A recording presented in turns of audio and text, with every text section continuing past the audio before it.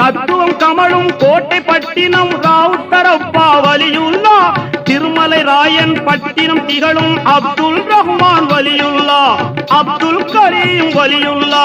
திட்டச்சேரியில் மன்சூர் நாதா, திருமுல்லை வாசலில் மௌலானா,